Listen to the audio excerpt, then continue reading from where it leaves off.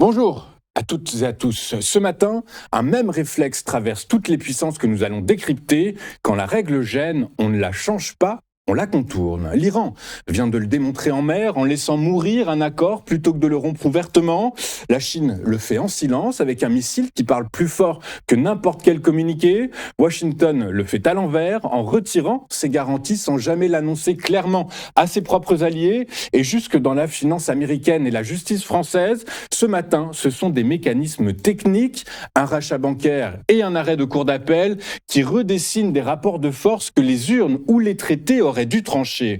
Rien de tout cela n'est isolé, c'est le symptôme d'un monde où les cadres formels tiennent de moins en moins et où le pouvoir réel se niche désormais dans leurs marges. Nous allons décrypter chaque sujet ensemble dans l'ordre. Bienvenue dans le JT de TV Finance.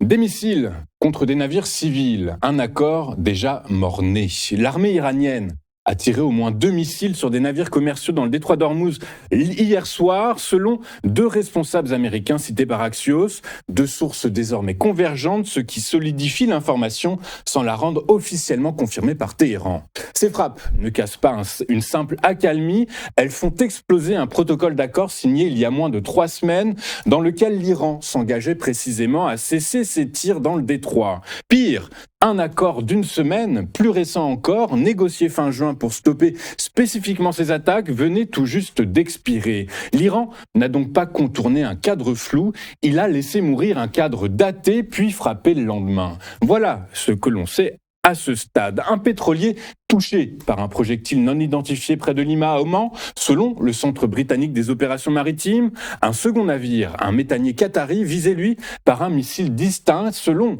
un responsable américain. Dégâts importants sur les 2 bâtiments, aucun blessé. La télévision d'État iranienne avance sa propre version non revendiquée officiellement. Le méthanier aurait ignoré des avertissements. Le chiffre qui compte ce matin, c'est celui des marchés financiers. Le Brent n'a bougé que de 0,4% à $72, loin des sommets à $110 documentés ces dernières semaines. Les investisseurs jugent encore l'incident isolé. C'est un pari, mais il peut se révéler faux dans les prochaines heures. Washington, de son côté, lui, ne se contente plus d'observer. Une riposte contre des cibles iraniennes est désormais attendue, toujours selon Axios. Nous avions documenté il y a peu, je vous rappelle, la fracture entre les gardiens de la révolution, ligne dure, et les négociateurs modérés de Téhéran. Or, cette frappe la confirme à un niveau supérieur. Ce n'est plus seulement l'Iran qui est divisé, c'est tout l'équilibre du cessez-le-feu de 60 jours signé fin juin qui vacille dans ses premières semaines d'existence. Le contexte aggrave encore plus la lecture. Les pourparlers de Doha se sont achevés la semaine dernière sans avancée majeure sur Hormuz, le point de blocage précis que ces missiles viennent de faire exploser. Les négociations restent suspendues le temps des funérailles de Khamenei qui sera inhumé, je vous le rappelle, le 9 juillet prochain à Machhad. 3 jours d'incertitude encore, 3 jours d'incertitude diplomatique pendant lesquels une attaque armée redéfinit déjà les termes de la prochaine rencontre. Trump, lui, n'a jamais été aussi direct. Soit il y aura un accord avec l'Iran, soit les États-Unis achèveront le travail, a-t-il averti à la veille du sommet de l'OTAN à Ankara, où le dossier iranien s'annonce explosif avec des alliés qu'il juge trop timorés. Un accord de 60 jours, 3 semaines d'existence, une riposte américaine sur la table. Cette phrase de Trump n'était pas improvisée, elle prolonge un ultimatum qu'il avait déjà posé publiquement la veille et qui mérite qu'on s'y arrête un instant. Une phrase, 2 issues, aucune nuance. Donald Trump a déclaré hier que les États-Unis parviendraient soit à un accord avec l'Iran, soit termineraient le travail, la formule brute qu'il a employée depuis le bureau ovale. Ce ne sera pas difficile d'aller jusqu'au bout. Je préfère conclure un accord car je ne veux pas pénaliser 91 millions de personnes, a-t-il précisé devant des journalistes. Puis la menace chiffrée et froide, je le cite, nous pouvons détruire leurs ponts en 1 heure, nous pouvons couper leurs approvisionnements en énergie, ils n'ont plus d'argent, nous ne leur avons pas donné. Téhéran n'a pas laissé passer. Le secrétaire du Conseil suprême de sécurité nationale iranien, Mohammad Bakr Zolkader, a qualifié la sortie présidentielle, je le cite, de délirante, un mot choisi pour être répété. Sa réponse, relayés par les médias d'État, ne cherchent pas l'apaisement. Les Iraniens ne sont pas familiers avec le langage des menaces. Parlez donc au peuple iranien avec respect, sinon nous répondrons dans un autre langage, a-t-il ajouté. Le contexte donne son poids à l'échange. Les pourparlers indirects entre Washington et Téhéran se sont achevés la semaine dernière sans aucun signe public de progrès, malgré un cessez-le-feu de 60 jours censé ouvrir un espace diplomatique après les frappes américaines et israéliennes qui ont déclenché le conflit fin février.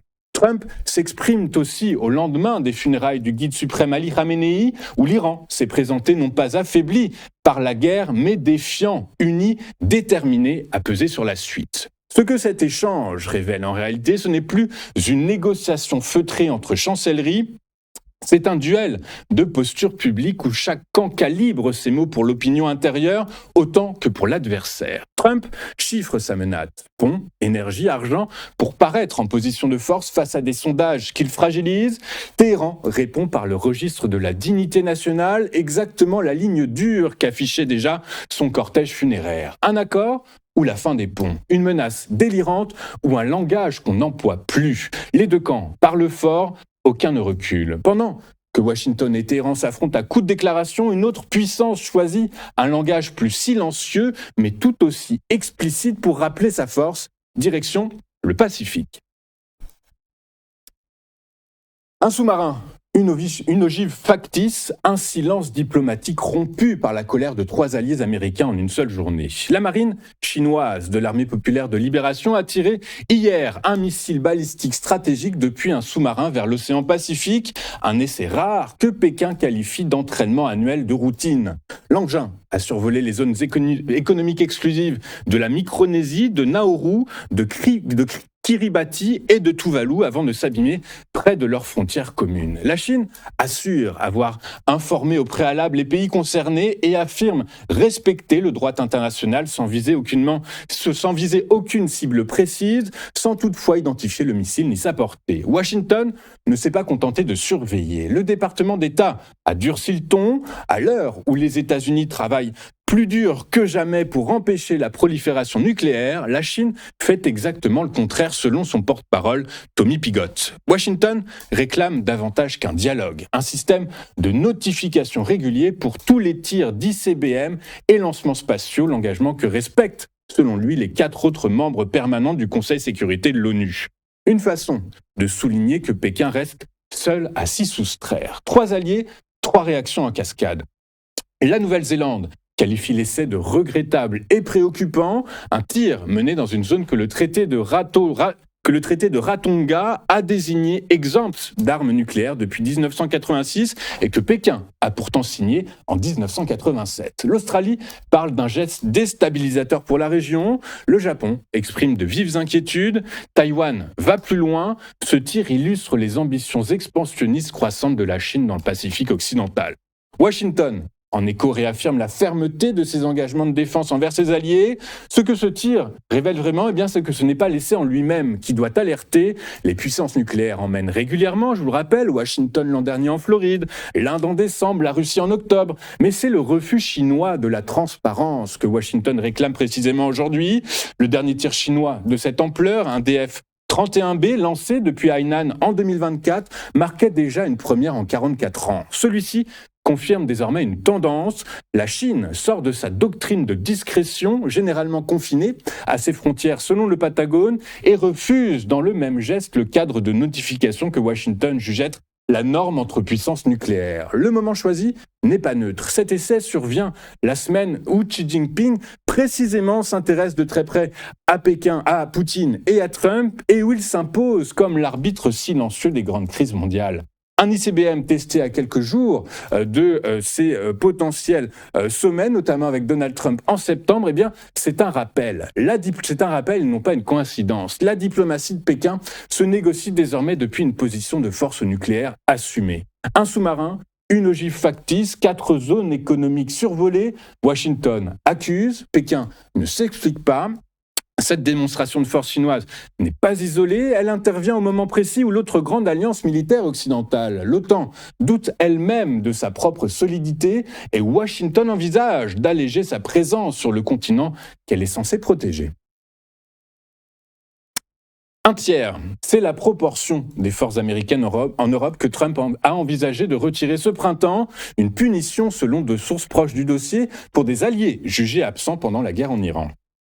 L'idée n'est jamais restée théorique. Au moment même où il l'évoquait, le Pentagone annulait 2 déploiements et retirait déjà du personnel. Pete Hegseth, lui, prévoyait des coupes équivalentes en juin dernier avant de reculer vers un simple examen semestriel. Les faits actés dépassent la menace verbale. Washington a confirmé le retrait de 5000 soldats d'Allemagne. Une rotation en Pologne a été stoppée net, décision qui aurait pris Trump lui-même par surprise. Preuve que la bureaucratie militaire américaine anticipe désormais un désengagement que la Maison-Blanche n'a pas totalement arbitré. Et c'est là le point critique que la diplomatie de façade masque mal. Un chercheur de la fondation Carnegie le formule sans détour: les alliés ont besoin de savoir ce qui restera, ce qui partira et quand. Mais cela suppose que Washington est tranché en interne. Or, rien n'indique que ce soit le cas. L'Europe se prépare donc à un vide stratégique dont elle ne connaît ni l'ampleur ni le calendrier, pendant que Donald Trump mélange griefs personnels, la dispute publique avec Giorgia Meloni en est un parfait exemple,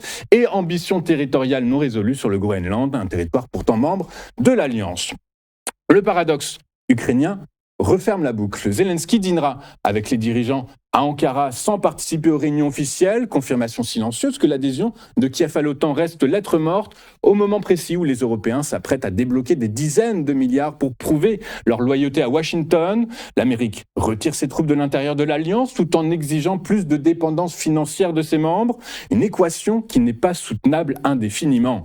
Un tiers de troupes envisagées, 5000 soldats déjà partis, une alliance de 77 ans qui découvre à Ankara qu'elle négocie sa survie sans connaître les termes du contrat. Cette incertitude sur l'engagement américain n'est pas qu'un débat de sommet. Elle a un effet mesurable ce matin même sur un champ de bataille bien réel, celui de l'Ukraine.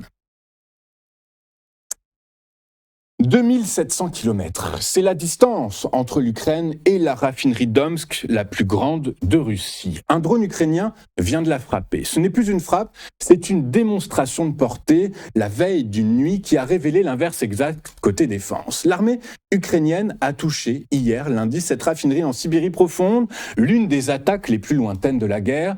Firepoint, qui revendique le tir via ses drones FP1, le qualifie de record mondial. Volodymyr Zelensky, président ukrainien, résume, je le cite, « La Sibérie est désormais, elle aussi, à portée des frappes ukrainiennes.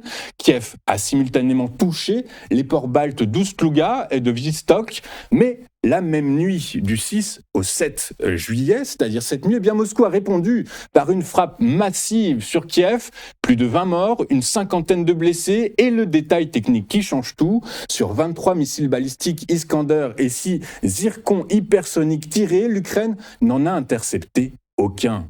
Zéro. En revanche, elle a abattu la majorité des Kh-101 et calibres et 326 des 351 drones. La différence tient à la vitesse. Les missiles hypersoniques filent à Mach 7 ou Mach 9, hors de portée donc de tout système, sauf les Patriotes, dont l'Ukraine a épuisé le stock. Le 2 juillet, déjà, seuls 24 des 74 Iskander avaient été interceptés, aucun des 4 Zircon. Bilan, 31 morts. Zelensky a visé juste, les États-Unis et l'Europe ont les capacités suffisantes pour arrêter ce terrorisme, a-t-il dit, mais il a rajouté tant que des patriotes resteront stockés dans les entrepôts des alliés. La Russie n'a aucune raison de s'arrêter. Le chiffre qui explique tout, les États-Unis ont tiré plus de 800 patriotes en 5 jours pour défendre Al-Udeid au Qatar pendant la guerre contre l'Iran, le plus important tir de l'histoire militaire américaine selon le chef d'état-major interarmé. Lockheed Martin n'en produit que 620 par an, promettant 2000 d'ici 2030. RTX vise, lui, 420 unités annuelles contre 240 aujourd'hui. L'équation se referme donc sous nos yeux. L'Ukraine frappe plus loin avec une industrie de drones qui monte en puissance, mais elle reste dépendante d'intercepteurs dont les stocks américains prendront 42 mois à se reconstituer. Kiev compense sur l'attaque ce qu'elle ne peut compenser sur la défense. Le Centre for Information Resilience le confirme d'ailleurs en données. 90% des drones et 80% des missiles de croisière russes sont interceptés cette année, mais 70% des missiles balistiques passent. Avec des stocks patriotes à sec, ce ratio ne peut que s'aggraver. 2700 km frappés en Sibérie, 0 missile hypersonique intercepté à Kiev, la guerre des drones se gagne, la guerre des missiles, non. Cette pénurie américaine n'est pas qu'un problème militaire, elle a une origine financière. Et à des milliers de kilomètres de ce front, un tout autre secteur, celui de la finance américaine, cherche lui aussi à contourner les règles qui le contraignent. Un rachat à 50,6 milliards de dollars vient de montrer aux plus grandes banques américaines comment contourner légalement une loi qu'elles combattent depuis 15 ans. Il faut d'abord comprendre le mécanisme car il est hyper simple. Depuis 2010, l'amendement d'Urbain plafonne les commissions dites d'interchange que les banques perçoivent chaque fois qu'un client paie par carte de débit. Une mesure pensée pour protéger les commerçants et par ricochet les consommateurs contre des frais jugés excessifs. Mais la loi contient une faille. Ce plafond ne s'applique que si la transaction passe par un réseau tiers. Une banque propriétaire de son propre réseau de traitement y échappe donc entièrement. Capital One vient de le démontrer à grande échelle. En rachetant Discover Financial, elle a hérité d'un réseau propre et donc d'une exemption que ses concurrents n'ont pas. Selon des sources proches du dossier, JP Morgan Chase, Bank of America, Wells Fargo et PNC ont depuis engagé des discussions préliminaires pour racheter un réseau détenu par Fiserv, dont l'action a chuté d'environ 70% en un an, une faiblesse qui facilite évidemment l'idée d'un rachat, à défaut de garantir sa réussite. Mais un œil critique s'impose ici. Ce que les banques présentent comme une simple opportunité de marché est en réalité une tentative de vider une loi de sa substance sans passer par le Congrès. Si un tel rachat aboutissait, les commissions d'interchange pourraient remonter, un coût que les commerçants répercuteraient historiquement sur les prix de vente, donc in fine sur le consommateur. Les banques, elles, avancent l'argument inverse. Ces commissions, financées jadis comptes gratuits et programmes de fidélité, aujourd'hui réduits. Les deux camps ont donc raison sur des points différents, et c'est précisément ce qui rend ce dossier périlleux politiquement. Plusieurs banques ont déjà renoncé au projet, redoutant les représailles des régulateurs et des élus. Ce que ce dossier annonce, au-delà de Fiserv, c'est que dans un secteur des paiements bousculés par les crypto-monnaies et les fintechs, les grandes banques ne cherchent plus seulement à s'adapter à la régulation, elles cherchent à racheter l'infrastructure qui la rend applicable. Contourner une règle plutôt que de la changer par les urnes, c'est aussi, à sa manière, ce qui se joue aujourd'hui à Paris, où c'est un tribunal et non un scrutin qui pourrait décider de l'avenir de l'extrême droite en France. Un arrêt, deux visages possibles pour l'extrême droite française à l'Élysée. Marine Le Pen sera aujourd'hui à 13h30 si elle peut se présenter en 2027. La Cour d'appel de Paris statue en effet sur son inéligibilité de 5 ans prononcée en première instance pour détournement de fonds du Parlement européen, un système, selon les procureurs, qui a professionnalisé une méthode initiée par son père entre 2004 et 2007. Le Pen crie évidemment à la chasse aux sorcières. Elle a néanmoins reconnu une erreur en appel tout en plaidant la bonne foi. 3 issues sont sur la table. Acquittement, jugée la moins probable, confirmation de la peine ou bien réduction à 2 ans, ce qui expirerait avant le scrutin d'avril 2027 sans garantir pour autant sa capacité à faire campagne librement. L'angle critique que peut souligner, c'est celui-là. Cette décision judiciaire est devenue, de fait, l'arbitre principal de la succession à l'intérieur même du Rassemblement national. Ni les militants, ni les électeurs du parti ne trancheront donc entre Le Pen et son dauphin, Jordan Bardella, 30 ans, mais c'est un tribunal qui le fera à leur place. Une anomalie démocratique que la loi n'a jamais eu vocation à produire, mais que la situation judiciaire de Le Pen a rendu inévitable. Le pari de Bardella reste risqué. Les sondages le donnent qualifié pour le second tour, mais son inexpérience et sa vie privée médiatisée inquiètent en interne, notamment sur une ligne économique plus libérale qui divise déjà le parti. Le pari inverse, celui de Le Pen rééligible, se heurte à une autre incertitude. Certains sondages annoncent sa victoire face à Mélenchon, d'autres donnent l'avantage à Édouard Philippe au second tour. Un arrêt judiciaire, 2 trajectoires pour l'extrême droite, une élection de 2027 qui se joue peut-être en partie avant même d'avoir commencé. Regardons désormais ce à quoi les investisseurs vont être attentifs aujourd'hui et au-delà de la géopolitique, puisque le sommet de l'OTAN et les initiatives européennes de défense seront à surveiller de très près. Ce sont les fluctuations monétaires qui devraient apporter un peu de volatilité au marché. Sinon, les principaux éléments Économique à surveiller, eh bien, c'est le rapport sur la stabilité financière de la Banque d'Angleterre, c'est la production industrielle en Allemagne pour le mois de mai, les données sur le logement en Grande-Bretagne, les indices avancés canadiens pour juin, et la balance commerciale toujours canadienne. Enfin, les données commerciales américaines pour le mois de mai seront à scruter et analyser de très près. Attardons-nous maintenant un moment sur ce qui s'est passé hier sur les principales places financières de la planète. Et les bourses européennes ont terminé en léger repli, les investisseurs faisant preuve de prudence avant le coup d'envoi de la saison des résultats.